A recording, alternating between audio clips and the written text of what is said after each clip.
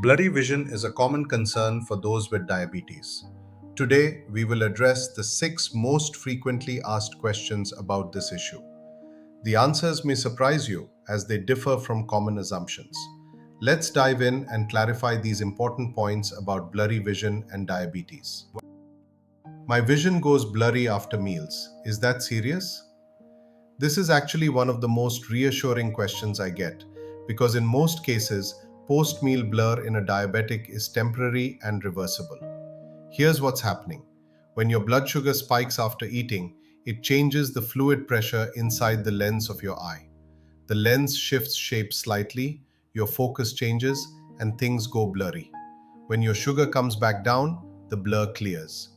It's not permanent eye damage, but it is a sign that your post-meal glucose is spiking more than it should, and that's worth discussing with your doctor. The blur you need to worry about is the kind that doesn't go away when your sugar settles.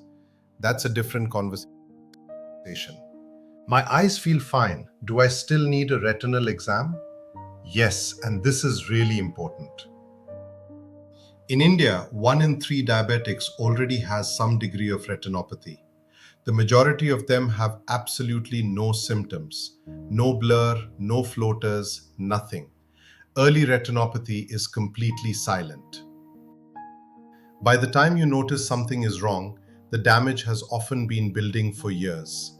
The only way to catch it at the stage where treatment is most effective is a dilated retinal exam, once a year, every year, regardless of how your eyes feel. It takes about 20 minutes at any ophthalmology clinic. If you haven't had one in the past 12 months, please book one. What exactly is diabetic retinopathy? Your retina, the light-sensitive layer at the back of your eye, is supplied by a network of tiny blood vessels. When blood sugar stays high for too long, those vessels get damaged. They start to leak. They close off. And eventually, your eye responds by growing new vessels to compensate. But these new vessels are fragile and bleed easily. That progression from early vessel damage through to new vessel growth is diabetic retinopathy, and it can end in serious vision loss or blindness if it's not caught and treated. The good news is that if it's found early, there's a lot we can do.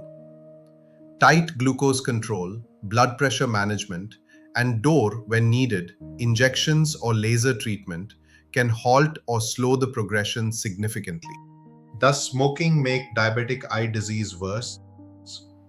It does, and this is something most people have never been told directly. A major 2025 research review confirmed that smokers with diabetes have a 21% higher risk of developing diabetic retinopathy than non-smokers with the same diabetes. And the mechanism is specific. Carbon monoxide from cigarette smoke reduces oxygen to the retina, which is already oxygen hungry in a diabetic, and drives up a protein called VEGF. That's exactly the protein that causes the dangerous new blood vessel growth in advanced retinopathy. Tar compounds add oxidative stress on top of that. So diabetes and smoking are attacking the same retina from 2 different directions simultaneously. If you smoke and have diabetes, quitting is the single best thing you can do for your eyes. And the sooner, the better. But quitting takes time, and while you're working toward it, reducing the harm from each cigarette matters. A good quality multi-layer filter with activated carbon can significantly cut the carbon monoxide your body absorbs. And less carbon monoxide means less damage to the tiny blood vessels in your retina. There's a relatively new product in the Indian market called Smoke Safer Gold that does exactly this. Worth looking up at smokesafer.in. Subscribe if you found this useful. We cover the real intersection of smoking and diabetes every week, without the lectures. Thank you for your time and attention.